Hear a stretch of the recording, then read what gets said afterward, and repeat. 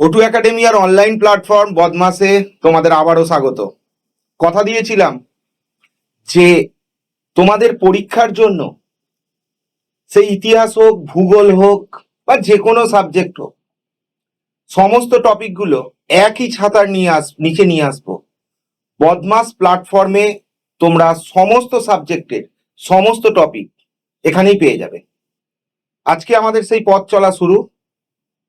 ইতিহাসের প্রথম topic modern Indian history, যেটা আমাদের বলা হয় Indian national movement, advent of European, episode 1। আমরা এই অ্যাডভেন্ট অফ ইউরোপিয়ান পড়তে গিয়ে দেখব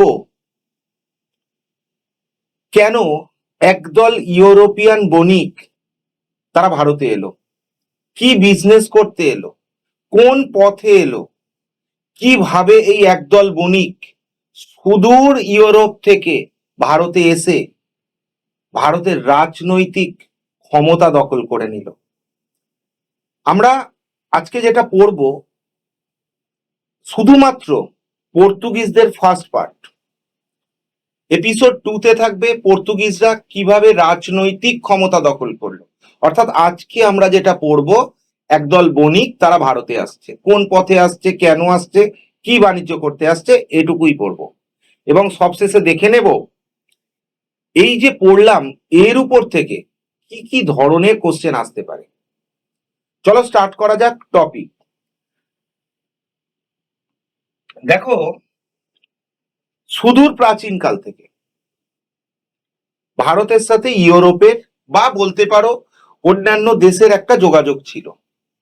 প্রাচীন সভ্যতা পড়তে গিয়ে আমরা দেখেছি যখন ভারতে সিন্ধু সভ্যতা ছিল, সেই সিন্ধু সভ্যতার লোকজনের গুরুত্বপূর্ণ বাণিজ্যিক যোগাযোগ ছিল, সেটা মেসোপটেমিয়া হোক বা ইজিপসিয়ান সিভিলাইজেশন হোক, বাণিজ্যিক যোগাযোগ ছিল। এই সিন্ধু সভ্যতার পতনের পর এমন তো পসিবল না যে সমস্ত বাণিজ্যিক সম্পর্ক ছেদ হয়ে গেল। বাণিজ্যিক সম্পর্ক ছিল, ইউরোপের সাথে আমাদের বাণিজ্যিক যে সম্পর্ক ছিল সেটা মূলত দুটো পথে চলতো, কিছুটা স্থলপথ, কিছুটা জলপথ, এইভাবেই চলতো। আমরা যদি দেখি সেই বাণিজ্যিক পথ, ইউরোপ থেকে তারা প্রথম আসতো কোথায় না, এই মেডিটেরিয়ান সিতে। সরি, কালিটা চেঞ্জ করে নিই। তারা আসতো কোথায়, এই মেডিটেরিয়ান সিতে। মেডিটেরিয়ান সি থেকে তারা দুটো পথে ভারতে আসতে পারতো। যদি ম্যাপটা দেখো, দেখো একটা হচ্ছে তারা যেতে পারে কোথা দিয়ে, ইরাক হয়ে, ইরান হয়ে, আফগানিস্তান হয়ে ভারতে আসতে পারে। এই একটা রুট তারা ব্যবহার করত। আর দ্বিতীয় যে পথটা ব্যবহার করত, মেডিটেরিয়ান সি থেকে রেড সি হয়ে তারা ভারতে চলে আসতে পারে। এই দুটো পথেই দীর্ঘদিন ইউরোপিয়ান কান্ট্রির সাথে আমাদের বাণিজ্যিক সম্পর্ক ছিল। এখন প্রশ্ন হবে, কি বাণিজ্য করত, কি আমদানি রপ্তানি হতো।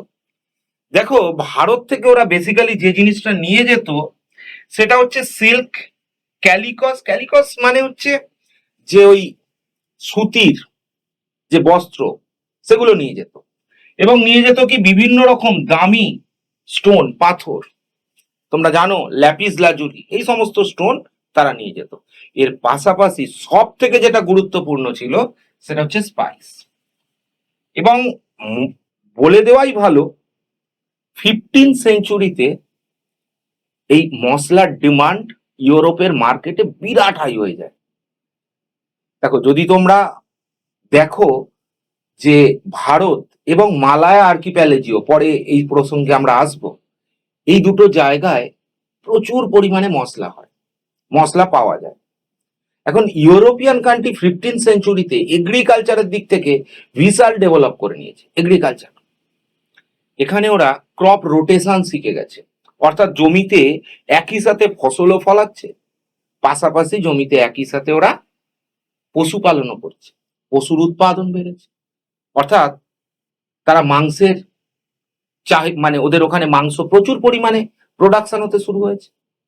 এই মাংস রান্না করার জন্য বা প্রিজার্ভ করার জন্য মশলার ভীষণ ডিমান্ড রয়েছে ইউরোপের বাজারে।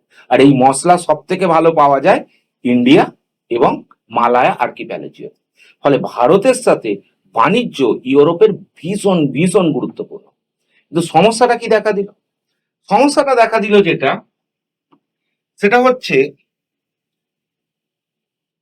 মুসলিম ধর্ম যেটা ডেভেলপ করলো এই আরব কান্ট্রি, মুসলিমরা র্যাপিডলি গ্রো করতে লাগলো, র্যাপিডলি গ্রো করতে একটা মুসলিম সাম্রাজ্য গড়ে উঠলো যেটার নাম অটোমান এম্পায়ার। এবং এই সময় এই জায়গাটাই ছিল একটা খ্রিস্টান এম্পায়ার যেটার নাম হচ্ছে বাইজেন্টাইন এম্পায়ার। তাদের ক্যাপিটাল ছিল কনস্টান্টিনোপল, আজকের দিনে যেটা তুরস্ক বা টার্কি। ফলে এই মুসলিম সাম্রাজ্যের সাথে এই খ্রিস্টান সাম্রাজ্যের শুরু হলো দ্বন্দ্ব, যেটাকে তোমরা ইতিহাসে ক্রুসেড বা ধর্মযুদ্ধ নামে পড়েছো। এই যুদ্ধ দীর্ঘদিনের একটা যুদ্ধ। সেই যুদ্ধে ফাইনালি 53 খ্রিস্টাব্দে 1453 সালে মুসলিম সাম্রাজ্য, অর্থাৎ যেটাকে আমরা বলছি কিনা অটোমান এম্পায়ার, সেই অটোমান এম্পায়ার খ্রিস্টান সাম্রাজ্যকে হারিয়ে তাদের ক্যাপিটাল কনস্ট্যান্টিনোপল দখল করে নিল। কনস্ট্যান্টিনোপল যেই দখল করে নিল, ফলে দেখো এই যে ট্রেড রুট এটা পুরোপুরি কাট হয়ে গেল। কারণ খ্রিস্টানদের সাথে মুসলিমদের একটা আগে থেকেই আমরা দেখলাম ঝামেলা চলছে, ক্রুসেড বা ধর্মযুদ্ধ চলছে। ফলে এই পুরো রোডটা কাট আউট হয়ে গেল। ইউরোপিয়ানদের প্রয়োজন হয়ে পড়লো একটা অল্টারনেটিভ রুটের, কারণ তারা আগে যে রুট দিয়ে আসছিল সেই রুট এখন মুসলিমদের কন্ট্রোলে চলে গেছে, তারা সেখান দিয়ে যেতে দেবে না। ফলে এই অল্টারনেটিভ রুট তাদের একটা প্রয়োজন। এখন প্রশ্ন, অল্টারনেটিভ রুট কিভাবে তারা খুঁজবে? এই অল্টারনেটিভ রুট বলতে একটাই বোঝায়, সেটা হচ্ছে সি রুট দিয়ে ভারতে আসা। এই সময় দুটো সুপার পাওয়ার কান্ট্রি ছিল, একটা হচ্ছে পর্তুগাল আর একটা স্পেন। আচ্ছা, আজকের দিনে সুপার পাওয়ার কান্ট্রি বলতে আমরা বুঝি আমেরিকা, চায়না, রাশিয়া।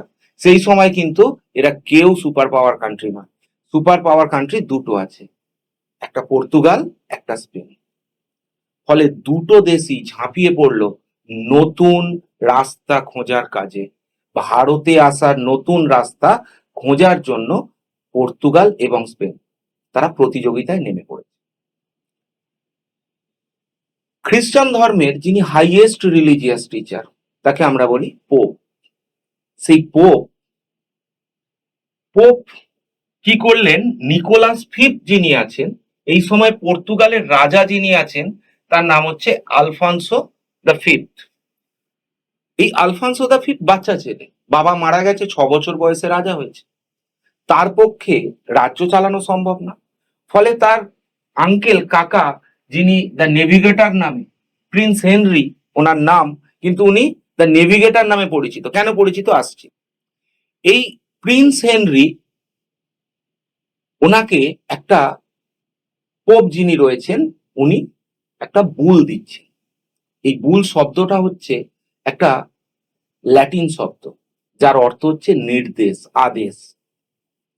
নর্মালি কি হয় তোমরা দেখেছো, যখন কোনো গুরুত্বপূর্ণ, মানে ধরো আমাদের মাধ্যমিকের কোশ্চেন পেপার আসছে, তার উপর সিল করা থাকে। পোপ যখন গুরুত্বপূর্ণ কিছু আদেশ বা নির্দেশ দিতেন, সেটাও সিল করা থাকতো। এই আদেশ বা নির্দেশকে বলছি বুল। এবং এই বুলটার প্রায়োরিটি যদি হাইয়েস্ট লেভেল হয়, তার উপর যে কালারে সিল করা থাকতো সেটা হচ্ছে পার্পেল কালার। ফলে পার্পেল বুল দিয়ে দিলেন কাকে, পর্তুগালকে।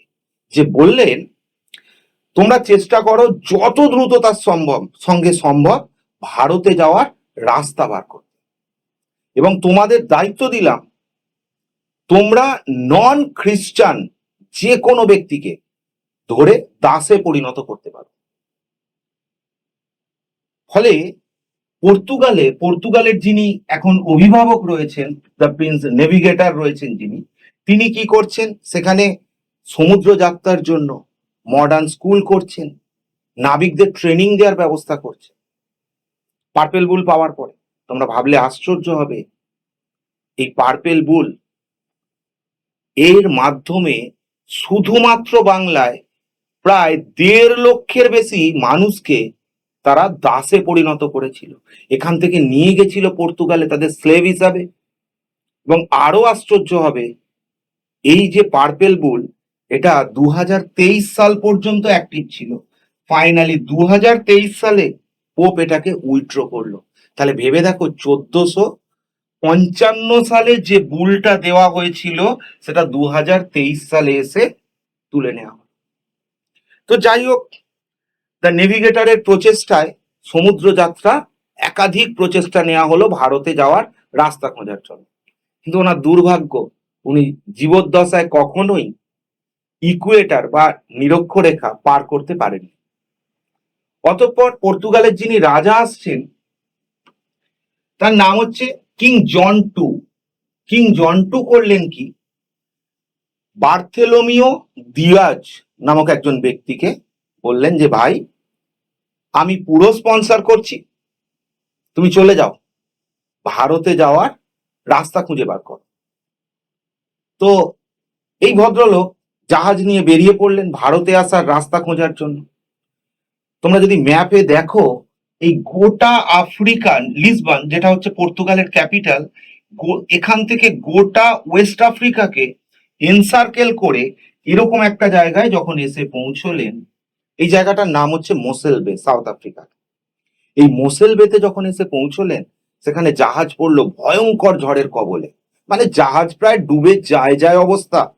কোনো ক্রমে জাহাজ নিয়ে ঝড়ের মধ্যে উনি এসে পৌঁছলেন এরকম একটা পয়েন্ট। উনি নাম দিলেন জায়গাটার কেপ অফ স্ট্রম। এটাই হচ্ছে আফ্রিকার দক্ষিণতম বিন্দু, কেপ অফ স্ট্রম। ওনার জাহাজ ক্ষতিগ্রস্ত হয়েছে ভীষণ রকমের, ফলে আর ফার্দার এগিয়ে যাওয়া পসিবল ছিল না। উনি কি করলেন, কেপ অফ স্ট্রম থেকে ফিরে গেলেন আবার লিসবনে। গিয়ে রাজাকে বললেন যে দেখুন, আমার দুর্ভাগ্য, আমি দক্ষিণতম বিন্দু আবিষ্কার করেছি বটে, পয়েন্ট আবিষ্কার করেছি বটে, কিন্তু পুরো রাস্তা খুঁজে আসতে পারি। তো আমি এই জায়গাটার নাম দিয়েছি কেপ অফ স্ট্রম। রাজা তো বলে, তুমি পাগল মশাই, কি নাম দিয়েছো? এ তো আসার কথা, জায়গাটার নাম দাও কেপ অফ গুড হোপ, এখান দিয়েই তো আমরা ভারতে যাওয়ার রাস্তা খুঁজে বার করব। তো রাজা নাম চেঞ্জ করে করে দিলেন কেপ অফ গুড হোপ, যেটাকে আমরা বলি উত্তম আশা অন্তরীপ। তো এটা বার্থেলোমিও দিয়াজ যিনি আছেন, তিনি 1488 সালে প্রথমবার এই জায়গাটায় পৌঁছতে সক্ষম হলেন। আচ্ছা ভেবে দেখো, তো আমরা পর্তুগালের অ্যাক্টিভিটিস পড়ছি, স্পেন তারাও তো চুপচাপ বসে থাকার মানে মানুষ না, তারাও তো এদের মতোই অ্যাডভান্স সুপার পাওয়ার কান্ট্রি। তো দেখি স্পেন এই সময় কি করছে। এই সময় স্পেনের রাজা আছেন ফার্দিনান্দ এবং তার ওয়াইফ রয়েছেন ইসাবেলা। এই ফার্দিনান্দ এবং ইসাবেলা এনাদের দুজনের কাছে একটা প্রপোজাল দিলেন ইতালিয়ান নাবিক। দেখো, এই ইতালিয়ান নাবিক যিনি কলম্বাস, তিনি কি প্রপোজাল দিচ্ছে একটু বোঝার চেষ্টা করো। ইতালিয়ান নাবিক কলম্বাস রাজাকে বলছেন এবং রানীকে বলছেন যে দেখুন, আমরা এত এদিক দিয়ে ওদিক দিয়ে যাওয়ার চেষ্টা করব না, পৃথিবী গোল, আমি যে দিক দিয়েই যাই না কেন ফাইনালি একটা জায়গায় গিয়ে ফিরে আসবো। তাহলে আমরা এত সাউথ ইস্ট এসব কোনো কিছু করার দরকার নেই, আমরা একটা দিক দিয়ে বেরিয়ে পড়ি, সমুদ্র দিয়ে যে কোনো না যে কোনো একটা সময় ভারতে এসে পৌঁছবো। রানীর এই প্রস্তাব ভীষণ পছন্দ হলো। রানী বলল ঠিক আছে চলো, স্টেট স্পন্সর করে দেবে। তো কলম্বাস বেরিয়ে পড়লেন নতুন দেশ খোঁজার কাজে। কলম্বাস মূলত তিনটে জাহাজ নিয়ে বেরিয়েছিল। একটার নাম পিন্তা, একটার নাম সান্তা মারিয়া, যেটা মেন জাহাজ যাতে কলম্বাস ছিলেন, এবং আর একটা জাহাজের নাম নিনা। তিনটে জাহাজে উনি বেরিয়ে পড়েছেন। কোথা থেকে বেরোচ্ছেন আগে একটু ম্যাপে দেখে। এখান থেকে কলম্বাস স্পেন থেকে তিনটে জাহাজ নিয়ে বেরিয়ে পড়েছে। ওনার ধারণা কি, যেভাবেই যাই না কেন আলটিমেটলি তো আমি পৃথিবী গোল, একটা বিন্দুতে এসেই মিশবে। তো এখান থেকে তিনটে জাহাজ নিয়ে বেরিয়ে পড়েছে। দীর্ঘ যাত্রা, 3 অগস্ট উনি যাত্রা শুরু করেছেন। শুধু সমুদ্র আর সমুদ্র, মাঝে যারা নাবিক রয়েছে তারা ক্লান্ত হতাশ, তাদের মধ্যে ক্ষোভের সঞ্চার হচ্ছে, আরে ভাই আদৌ কোনো দ্বীপ পাবো তো নেই, জলে চলতেই থাকবো চলতেই থাকবো। মানে রীতিমতো জাহাজে একটা বিদ্রোহ হবে হবে এরকম একটা সময়। এরকম একটা সময় 12ই অক্টোবর যখন সূর্য উঠছে, ভোরের আলো ফুটছে, সেই সময় এই যে জাহাজ পিন্তা, এই পিন্তা জাহাজে ছিলেন একজন ভদ্রলোক যার নাম রড্রিগো দে ত্রিয়ানা। ইনি প্রথমবার একটা আইল্যান্ড দেখতে পান, ভোরের আলো ফুটছে আইল্যান্ড দেখতে পান। তো সেই দিন গিয়ে কলম্বাস এই দ্বীপে নামে, এখানকার লোকজন সাদরে আমন্ত্রণ জানায়। এই যে সাদরে আমন্ত্রণ জানায়, পরবর্তীকালে এটাই তাদের সব থেকে বড় অভিশাপ হয়ে দাঁড়ায়। কেন জানো? এই যে প্রথমবার যখন গেছিলেন, তখন তাকে নানা রকম উপহার দিয়েছিলেন এখানকার যারা ট্রাইবাল মানুষজন রয়েছে, সহজ সাদাসিধে মানুষরা। কিন্তু তারা কি জানতো এরাই আমাদের শুরু করবে নানাভাবে এক্সপ্লয়টেশন? তো যাই হোক, ওনাকে ওয়েলকাম করলেন। দেখে নি ম্যাপে কোন জায়গাটায় উনি গেছিলেন। দেখো, ব্রাহ্মোস আইল্যান্ড বলে একটা জায়গা, মেন আমেরিকার ল্যান্ডে কিন্তু উনি যাননি। এরকম একটা জায়গায় উনি ল্যান্ড করলেন, মানে উনি ওনার জাহাজ গিয়ে পৌঁছলো। এখানকার যারা অধিবাসী রয়েছে তারা সাদরে আমন্ত্রণ জানালেন কাকে না, কলম্বাসকে। তো ওখানে থাকার পর উনি কি করলেন, যে চারপাশে আর কি আছে চলো একটু ঘুরে দেখা যাক। তো এই চারপাশে যখন ঘুরতে গেছিলেন, এমনিতেই দেখো দীর্ঘ যাত্রা, তারা ক্লান্ত হয়ে পড়েছে। তো উনি কি করলেন, উনি একজন তরুণ নাবিককে বললেন, ভাই ঠিক আছে চল, আমি ক্লান্ত হয়ে পড়েছি, একটু রেস্ট নিয়ে নিই, তুই জাহাজটা চালা। সেই তরুণ নাবিককে কলম্বাস বলেছে জাহাজ চালাতে। তো তরুণ নাবিক জাহাজ চালাচ্ছে। সন্ধ্যা হয়ে এসেছে। কোনো কারণে ভুলবশত জাহাজ গিয়ে আটকে যায় একটা কোনো বড় পাথরের মধ্যে। তো যখন জাহাজ বড় পাথরের মধ্যে আটকে যায়, বড় জাহাজটাই আটকে যায়, এবং কোনোভাবেই সেই জাহাজটাকে সেখান থেকে বার করা যাচ্ছিল না। তো কি করা যাবে? উনি ডিসাইড করেন যে এই জাহাজটার মধ্যে যে মেটেরিয়ালস গুলো রয়েছে এগুলো দিয়ে ভেঙেই এখানে একটা তাঁবু করা যাক। এই তাঁবুতে আমাদের কিছু নাবিক থেকে যাক, আমি ফিরে যাই, আবার ফিরে ওখান থেকে আসবো। তো যে জায়গাটায় তাঁবু খাটালেন সেই জায়গাটার উনি নাম দিলেন লা নাভিদাদ। এই লা নাভিদাদে উনি কি করলেন, জাহাজের মেটেরিয়াল গুলো দিয়ে একটা ছোট মতো দুর্গ তৈরি করলেন। সেখানে কিছু নাবিককে রেখে উনি ফিরে গেলেন স্পেন। এবারে দেখো সমস্যাটা কোথায় তৈরি হচ্ছে। পর্তুগাল তারা কেপ অফ গুড হোপ আবিষ্কার করে ফেলেছে, এদিকে স্পেন তারা এখানে পৌঁছে গেছে। এখন প্রশ্ন হচ্ছে, এরপরে দুটোই সুপার পাওয়ার কান্ট্রি একের পর এক দেশ আবিষ্কার করবে। এখন কে কোন জায়গাটায় রুল করবে, কে কোন জায়গাটায় কলোনি করবে, কোন জায়গাটায় ট্রেড করবে, সেই নিয়ে ভবিষ্যতে সমস্যা হতে পারে। এটা পর্তুগাল এবং স্পেন বুঝলে। ফলে পর্তুগাল এবং স্পেন ফার্দার বা ইন ফিউচার যাতে কোনো প্রবলেম না হয়, তার জন্য পর্তুগাল এবং স্পেন একটা ট্রিটি করে নিল, যে ট্রিটিটার নাম হচ্ছে ট্রিটি অফ ট্রডেসিলা, যেটা করছে কত 1494 সালে। এই চুক্তিতে বলা হচ্ছে, খুব সিম্পল চুক্তি, যে এতদিন পর্যন্ত আমাদের ধারণা ছিল কেপ ভার্দে, যেটা হচ্ছে পৃথিবীর পশ্চিমতম বিন্দু, কিন্তু আজকে সেই ধারণা ভুল হয়ে গেছে। তোমরা নিচের দিকে আবিষ্কার করেছো, পূর্ব দিকে, আমরা পশ্চিম দিকে আবিষ্কার করেছি। তাহলে চলো ভাই সিম্পল, এই কেপ অফ যে কেপ ভার্দে যে জায়গাটা, এই কেপ ভার্দের ইস্টে যা আছে সেটা পর্তুগাল তুমি নেবে, এদিকে যা আছে সেটা স্পেন আমরা নেব। Simple logic. তোমরা পূর্ব দিকে আবিষ্কার করেছো, যাও তোমরা পূর্ব দিকে যা হবে তোমাদের, পশ্চিম দিকে যা হবে আমাদের। চুক্তি হয়ে গেছে, সমাধান হয়ে গেছে। এরপর আর দ্বন্দ্ব যাতে ভবিষ্যতে না হয় মিটিয়ে নিই। এই যে, তাহলে আমরা যদি দেখি ভারতের ইতিহাস, যে স্পেন একটা সুপার পাওয়ার কান্ট্রি, তখন ইংল্যান্ড কোথায়, তখন ডাচ কোথায়? ডাচরা তো স্পেনেরই কলোনি ছিল। তারা সবাই ভারতে এলো, স্পেন কেন এলো না? এই প্রশ্নটা হওয়া স্বাভাবিক। তার উত্তর এখানেই লুকিয়ে আছে, ট্রিটি অফ ট্রডেসিলাতে। কারণ ওরা কোনোদিন এদিকে আসবে না, এটা বলে দেওয়া হচ্ছে। যাই হোক, আমাদের যেহেতু ভারত নিয়ে পড়বো, আমাদের স্পেন নিয়ে আর মাথা ঘামাবো না। কোনো এক সময় যদি গল্প করার হয় এ নিয়ে করা যাবে। তো আমরা পর্তুগাল নিয়ে এগোবো, কারণ আমাদের ভারতবর্ষ এদিকে আছে, বুঝতেই পারছো, কেপ ভার্দের ইস্টার্ন সাইড। তো আমরা পর্তুগাল নিয়ে আলোচনা করি। পর্তুগাল যখন এই অধিকার পেয়ে গেল, পূর্ব দিকে যা কিছু আছে আমাদের, পর্তুগাল এই অভিযান আরো বাড়িয়ে দিল। তারা ভারতে বা এই যে মালায় আর্কিপ্যালেজিও এখানে আসার পথ খোঁজার জন্য আরো ব্যস্ত হয়ে উঠল। এই সময় রাজা যিনি হলেন তার নাম হচ্ছে কিং ম্যানুয়েল ফার্স্ট। এই কিং ম্যানুয়েল ফার্স্ট ভাস্কো দে গামাকে বললেন যে ভাই, আমরা অর্ধেক রাস্তা জানি, বাকি অর্ধেকটা ভাই তুমি উদ্ধার করে নিয়ে চলে এসো। তো ভাস্কো দে গামা করলেন কি, ভাস্কো দে গামা উনি বেরিয়ে পড়লেন 170 জন নাবিককে নিয়ে। 170 জন নাবিককে নিয়ে ভাস্কো দে গামা বেরিয়ে পড়েছেন ভারতের উদ্দেশ্যে। এই যে উনি বেরিয়েছেন, ওনার একটা মেন জাহাজ ছিল যার নাম সা গ্যাব্রিয়েল বলে একটা জাহাজ। এটা মেন জাহাজ, আরো জাহাজ ছোট ছোট ছিল। তো জাহাজ নিয়ে উনি বেরিয়ে পড়েছেন ভারতে আসার জন্য। এতদিন পর্যন্ত আমরা জানি পর্তুগিজ কতটা আবিষ্কার করেছে। পর্তুগিজ আবিষ্কার করতে পেরেছে কেপ অফ গুড হোপ, যেটা southern most part of south Africa. এতটা তো রাস্তা জানাই ছিল, ফলে ইজিলি উনি চলে এলেন কোথায়? কেপ অফ গুড হোপে। অর্থাৎ ভাস্কো দে গামা লিসবন থেকে জার্নি করে চলে এলেন কেপ অফ গুড হোপ। এরপরে রাস্তা অজানা, মানে এতটা তো রাস্তা আমি জানি সোজা চলে এসেছি। এবারে যা হয়, আমরা বাইকে করে যাচ্ছি, একজনকে জিজ্ঞেস করলাম, আরেকজনকে জিজ্ঞাসা করলাম, same process. Vasco de gamma এখান থেকে এসে পৌঁছলেন একটা জায়গা, যে জায়গাটা মোম্বাসা। তোমরা যদি ম্যাপ দেখো তাহলে কেনিয়ার একটা জায়গা রয়েছে মোম্বাসা। এবং যদি ওই যে বলছিলাম না চাঁদের পাহাড়, চাঁদের পাহাড়, এখানে এই জায়গাটার নাম বারবার উল্লেখ করা হয়েছে।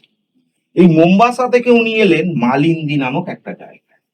এবং ভেবে দেখো ওনার লাক কত ভালো ছিল, একজন গুজরাটি মুসলিম ব্যবসায়ী আব্দুল মাজিদ বা আহমেদ ইবন মাজিদ যাকে বলা হয়, এই আব্দুল মাজিদ উনি কি করতেন, ভারত থেকে মাঝে মাঝেই যাতায়াত করতেন, জিনিসপত্র কেনা বেচা করতেন। এই মালিন্দি বন্দরে আব্দুল মাজিদের সাথে ওনার দেখা হয়। আব্দুল মাজিদ বলেন, ঠিক আছে ভাই, তোমায় রাস্তা দেখাবো, কোনো অসুবিধা নেই, আমি তোমায় সহজে ভারতে নিয়ে যাবো, তোমার এত ভয় কি আছে, আমাকে কিছু টাকা পয়সা দাও। ভাস্কো দে গামা রাজার কাছ থেকে এসছে, বলে ঠিক আছে ভাই, চল তোকে দেব। আব্দুল মাজিদ পথ দেখিয়ে এই মালিন্দি থেকে নিয়ে আসেন কোথায়? ক্যালিকট। এই ক্যালিকট হচ্ছে বর্তমান কেরলে পড়ে। এই জায়গাটাকে এখন আমরা বলি কোজিকোডে। ভাস্কো দে গামা এসে পৌঁছয় কোজিকোডে 20 তারিখ এসে পৌঁছয় ভাস্কো দে। এই যে কোজিকোডে ভাস্কো দে গামা আসে, তাহলে কোজিকোডে কি কি তার ইতিহাস, চলো সংক্ষেপে 1 মিনিট একটু দেখে নিই কোজিকোডের ইতিহাস কি আছে। তোমরা যখন ভারতের ইতিহাস পড়েছো তখন তোমরা দেখেছো যে ভারতের দক্ষিণে 3টে সাম্রাজ্য গড়ে উঠেছিল, চোলা, চেরা, পাণ্ড্য। সময়ের সাথে সাথে চেরা, চোলা, পাণ্ড্য এরা সবাই ডিক্লাইন করে। চেরা রাজ্য তারাও ভেঙে যায়, যা হয় পারিবারিক ঝামেলা, 11টা ভাগে বিভক্ত হয়ে যায়। এই 11টা ভাগের মধ্যে একটা ভাগে আজকের দিনে রুল করছেন, তার নাম জ্যামোরিন। এই জ্যামোরিন যে জায়গাটায় রুল করছেন সেই জায়গাটা হচ্ছে ক্যালিকট। তো ভাস্কো দে গামা এসে পৌঁছলেন কোথায়? ক্যালিকট। এক্সাক্ট ক্যালিকটে এসে পৌঁছননি ভাস্কো দে গামা, আর যদিও এই রাজার নাম ছিল সামুথিরি। সামুথিরি মানে লর্ড অফ সি। ইউরোপিয়ান টার্মিনোলজিতে আস্তে আস্তে চেঞ্জ হয়ে গিয়ে নাম হয়ে গেছে জ্যামোরিন। তো এই ক্যালিকটের রাজা জ্যামোরিন, যিনি আসলে এটা কোন সাম্রাজ্যের অংশ? চেরা সাম্রাজ্যের অংশ। তো ভাস্কো দে গামা এখানে এসেছেন। এক্সাক্ট কালিকটে কিন্তু ভাস্কো দে গামা নামেনি। ক্যালিকট থেকে 16 কিলোমিটার দূরে একটা বিচ আছে, কাপাত বিচ বলে জায়গাটার নাম, কাপাত বিচ। সেখানে ভাস্কো দে গামা আসে 20 তারিখ। খুব সম্ভবত, এটার এক্সাক্ট আমরা ডকুমেন্টস পাই না, তো খুব সম্ভবত এই মুসলিম ভদ্রলোক যিনি ভাস্কো দে গামাকে পথ দেখিয়ে এনেছেন, তার সাথে ক্যালিকটের রাজা জ্যামোরিনের কোর্টে কিছু লোকের চেনা জানা ছিল। এই ভদ্রলোক ভাস্কো দে গামার সাথে রাজার একটা মিটিং এর ব্যবস্থা করে দেন। 21 বা 22 তারিখ ভাস্কো দে গামা এসে পৌঁছন রাজার দরবারে। রাজার দরবারে এসে রাজাকে একটা চিঠি দেন যে আমরা পর্তুগালের রাজার কাছ থেকে আসছি, এই দেখুন রাজার সিল করা চিঠি, আমাদের বাণিজ্যের সুযোগ দিন, আমরা এখানে বাণিজ্য করব, আপনিও লাভ প্রফিট পাবেন। যেমন ভীষণ গ্রেডি রুলার ছিলেন, উনি ভাবলেন হ্যাঁ ঠিকই তো, চলো তোমরা বাণিজ্য করবে, এরকম একটা ভাবছে। পারমিশন তখনও দেওয়া হয়নি, কিন্তু এমন কিছু কারণ ঘটলো, এই সম্পর্কটা তিক্ততায় পরিণত হলো, মারাত্মক তিক্ততায় পরিণত হলো। কি ঘটেছিল আমরা বুঝি। দেখো, ভাস্কো দে গামার সাথে একজন ভদ্রলোক এসেছিলেন যার নাম হচ্ছে অ্যালভারো ভেলো। ইনি ভাস্কো দে গামার সাথেই এসেছিলেন। ভাস্কো দে গামার সাথে এসেছেন কোথা থেকে? লিসবন থেকে এসেছেন ভাস্কো দে গামার সাথে রাজার দরবারে, জ্যামোরিনের দরবারে।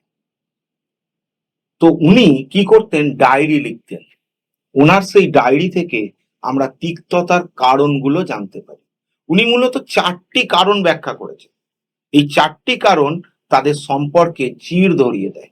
4টি কারণ কি কি? প্রথম কারণ, যে ভাস্কো দে গামা তিনি কোথা থেকে এসছেন? ইউরোপ থেকে এসছেন।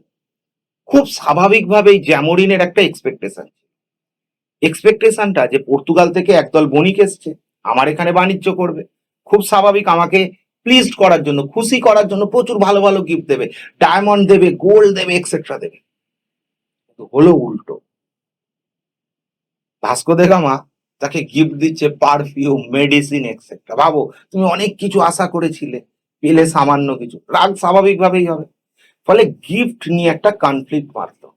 এবং ওই যার যে ডায়েরিতে কি বলা হচ্ছে জানো? খুব আশ্চর্যজনক একটা কথা মানে এবং খুব সুন্দরভাবে ব্যাখ্যা করা হয়েছে। ওখানে বলা হচ্ছে ভাস্কো দে গামা যখন রাজাকে গিফট দিচ্ছে, সেই সভায় উপস্থিত যারা সভাসদ তারা হাসছেন, এবং এটা মুচকে না, প্রকাশ্যে হাসছেন, যে আরে ভাই, কি গিফট দিচ্ছে, তো আমাদের বাড়ির লোকেই গিফট নেবে না। জ্যামোরিন খুব অসন্তুষ্ট হয় এই সমস্ত গিফট পেয়ে। যে জ্যামোরিনের সন্দেহ হয়, ভাই এদের সাথে বিজনেস করে লাভ কি, দুদিন পরে টাকা পয়সা দেবে তো। ফলে ঝামেলার সূত্রপাত এখান থেকে। অতঃপর ভাস্কো দে গামা এখানে থাকে, ঘুরতে বেরোয়, স্থানীয় এলাকা ঘুরছে, সরি, ঘুরতে ঘুরতে একটা মন্দির দেখতে পায়। দেখো, ভাস্কো দে গামার কোনো আইডিয়া নেই এখানে রিলিজিয়ান কি। উনি মন্দিরটাকে চার্চ ভেবে বসেন। সেখানে দেবদেবীর মূর্তিকে উনি মাতা মেরির মূর্তি ভেবে বসেন। এবং মন্দিরে সন্ধ্যাবেলা যখন প্রদীপ জ্বালাচ্ছে, উনি তখন ভাবলেন হয়তো চার্চের মতোই এখানে বাতি জ্বালানোর জায়গায় প্রদীপ জ্বালাচ্ছে। তো উনি ওনার রীতিনীতি অনুযায়ী মন্দিরে যান এবং প্রার্থনা করেন। ভেবে দেখো, হিন্দু প্রার্থনা রীতি আর খ্রিস্টান প্রার্থনা রীতি এক না। ফলে রটিয়ে দেওয়া হয়, এই বিদেশি ভদ্রলোক আমাদের দেবতাকে অসম্মান করেছে, সেন্টিমেন্টে আঘাত লাগে। ফলে সম্পর্কের তিক্ততা আরো বাড়ে। এই সময় আরো দুটো ঘটনা, তার মধ্যে একটা হচ্ছে আরব ট্রেডারদের ঘটনা। একটু সংক্ষেপে বলে রাখি যাতে তোমাদের বুঝতে সুবিধা হয়। আরব ট্রেডাররা দীর্ঘদিন তারা আরব থেকে আসতো, আমাদের ভারত থেকে স্পাইস কিনে নিয়ে তারা ইউরোপের মার্কেটে বিক্রি করত। তোমরা ভাবলে অবাক হবে, বলা হচ্ছে 60 টাইম, নট 60%, 60 টাইম প্রফিট করতো এক একজন বণিক। ভারত থেকে যে জিনিস কিনে নিয়ে যেত মশলা, ইউরোপে বিক্রি করে 60 টাইম প্রফিট করতো। এবং এর মধ্যে কিছু বণিক আছে যারা ভারতবর্ষে থেকে গেছে, এরা এখানকার লোকাল মেয়েদের বিয়ে করে নিয়েছে। ফলে এরা এখন কি নামে পরিচিত হয়েছে? Moplah, Sunni law of Malabar. They are basically Muslim. তারা, তোমাদের আগেই আমি বলেছি ভিডিও শুরুতে, যে মুসলিমদের সাথে খ্রিস্টানদের একটা সমস্যা আছে। এরা লোকাল যে জনগণ, এরা দীর্ঘদিন আছে, এদের ইনফ্লুয়েন্স আছে এলাকায়, এরা রটিয়ে দিল এই খ্রিস্টানরা ভারতে এসছে, এরা এরা পাইরেট, জলদস্যু। এদের উদ্দেশ্য ব্যবসা করা না, এখানটাকে দখল করা, এখানকার লোককে খ্রিস্টান ধর্মে কনভার্ট করা। ফলে জনগণ এদের বিরুদ্ধে বিদ্রোহ করতে শুরু করলেন, এদের সাথে দূরত্ব বজায় রাখতে শুরু করলেন। এবং এই একাধিক কারণে ভাস্কো দে গামারও গেল মাথা গরম, মানে একদম কফিনের শেষ পেরেকটা ভাস্কো দে গামা পুঁতে দিলেন, মাথা গরম হয়ে গেছে। রাজা, সেখানে রাজসভায় লোক হাসাহাসি করছে, স্বাভাবিকভাবেই খারাপ লাগে। নাম্বার 2, মন্দির নিয়ে একটা সমস্যা হয়েছে। নাম্বার 3, মুসলিম যারা রয়েছে এখানে তারাও নানাভাবে ঝামেলা করছে, যে এরা বলছে এরা আমাদের কনভার্ট করে দেবে, এই জায়গাটা দখল করে নেবে। ফলে ভাস্কো দে গামা তার ফাইনাল যে ভুলটা করলেন বা একটা স্টেপ নিলেন, তিনি এখানকার কিছু লোকাল ব্যক্তিকে বন্দি বানালেন, বানিয়ে রাজার কাছে শর্ত দিলেন, আমাদের মনোপলি দাও ভাই, না হলে এদেরকে মেরে দেবে। বলা হয় 2-1জনকে মেরে পাঠিয়েও ছিলেন রাজার সভায়। রাজা বিরাট রেগে গেলেন, অর্ডার দিলেন, ভাই তুই ইমিডিয়েটলি এখান থেকে যা, নালে তোকে আমরাই মেরে ফেলবো। ফলে ভাস্কো দে গামার আর কিছু করার ছিল না, ভাস্কো দে গামাকে ক্যালিকট ত্যাগ করতেই হতো। ফলে যা হওয়ার তাই হলো, ভাস্কো দে গামা ক্যালিকট ত্যাগ করলেন। কিন্তু সমস্যাটা কোথায়? দেখো, সমস্যাটা হচ্ছে আমাদের ভারতবর্ষের যদি দেখি, আমরা জিওগ্রাফি পড়ার সময় পড়েছি যে ভারতে যে বৃষ্টিপাত হয় সাউথ ওয়েস্ট মনসুন, মানে আমাদের বাতাসটা এইভাবে আসে, এই ডিরেকশনে আসতে পারে। আর তখনকার দিনে জাহাজ যাবে কিসের উপর ভিত্তি করে? পালতোলা জাহাজ, হাওয়া। এবারে এরকম একটা সময় ভাস্কো দে গামাকে এই উইন্ডের পুরো অপোজিটে আসতে হবে। ভেবে দেখো, যার সময় উইন্ডকে কাজে লাগিয়ে এসছে, ইজিলি চলে এসছে, কিন্তু এখন তাকে যে কয়েকদিন স্টে করে যাবে, উপায় নেই। লোকাল রুলার কি বলে দিয়েছে, ভাই ইমিডিয়েটলি লেফট ক্যালিকট, আমি যাই না, তুমি ত্যাগ করো, তোমার জন্য ঝামেলা হচ্ছে। ফলে তাকে ছাড়তেই হলো। এই যে অল্প রাস্তা, এটা আসতে দীর্ঘ দিন টাইম লেগে গেল। নাবিকরা ক্লান্ত হয়ে পড়লো। শুরু হলো ভয়ঙ্কর এক রোগ, স্কারভি রোগ। একের পর এক মানুষ মরতে আরম্ভ করলো, একের পর এক। ইভেন ভাস্কো দে গামার যে ভাই পল দা গামা, তিনিও মারা পড়লেন। ভেবে দেখো, একের পর এক লোক মারা পড়তে লাগলো। এসেছিলেন কতজনকে নিয়ে? 170 জন। ফাইনালি বেঁচে থাকলো কতজন জানো? 55 জন। মানে ভেবে দেখো, হাফের বেশি লোক মারা গেছে। ভাস্কো দে গামা দেখলেন যে 3টে জাহাজ নিয়ে যাওয়ার মতো না আছে আমার লোকবল। ফলে উনি অর্ডার দিলেন একটা জাহাজকে পুড়িয়ে দিতে। 2টো জাহাজ নিয়ে 55 জন লোককে নিয়ে ভগ্ন হৃদয়ে উনি ফিরে এলেন লিসবনে। এই যে 2টো জাহাজ নিয়ে উনি ফিরে এলেন, যা সামান্য কিছু কিনেছিলেন এটা বিক্রি করে উনি বিরাট টাকা প্রফিট করলেন। এই ছিল আমাদের ফার্স্ট, মানে এপিসোড 1। পরের দিন আমরা দেখব যে এরপর কিভাবে পর্তুগিজরা কি স্ট্র্যাটেজি নিল যে যাতে জ্যামোরিন প্লিজড হয়ে যায়, আমরা পরের দিন দেখব। তো যাই হোক, এপিসোড 1 আজকে এতটুকুই। এবারে আমরা আজকে যে পড়লাম, তো সেই থেকে কি কি আমাদের কোশ্চেন আসতে পারে চলো একটু সংক্ষেপে দেখে নেওয়া যাক। দেখো, কোশ্চেন নাম্বার 1 বলছে who renamed Cape of Storm into Cape of Good Hope. দেখো, আমরা বলেছি, তোমরা যদি একবার দেখে নাও, আমি আনসার বলছি না, তোমরা একবার দেখে নাও। এখানটা আমি তোমাদের বললাম যে কি হলো না, বার্থেলোমিও দিয়াস উনি এখানে এসেছিলেন মোসেলবে, ওখানে ঝড়ের মুখে পড়লেন। ওনাকে ঝড়ে ধাক্কা মেরে কোথায় ফেলে দিলেন? না, ফেলে দিল এই দক্ষিণতম বিন্দুতে। উনি নাম দিলেন কেপ অফ স্ট্রম। তো পরবর্তীকালে রাজা বললেন, আরে ভাই তুমি করছো কি? উনি নাম চেঞ্জ করে কি দিলেন?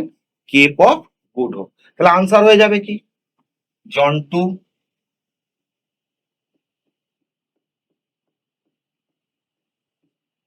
তাহলে আমাদের ফার্স্ট কোশ্চেনের আনসার কি হচ্ছে? কিং জন 2। চলো দেখে নিই সেকেন্ড কোশ্চেন কি আছে। সেকেন্ড কোশ্চেন বলছে which European funded Christopher Columbus.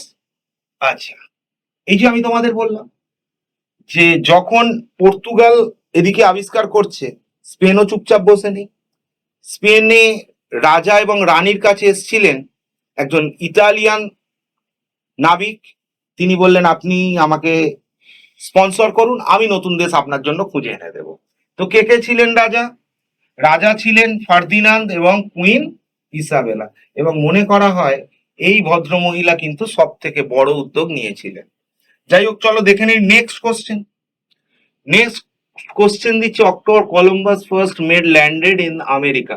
আচ্ছা, আমেরিকার কোন জায়গাটায়? আমি তোমাদের একটু আগে বললাম যে মেন ল্যান্ডে কিন্তু উনি যাননি, উনি এসেছিলেন বাহামাস বলে যে ল্যান্ড রয়েছে, ওখানে উনি এই আইল্যান্ডে গিয়ে পৌঁছেছিলেন।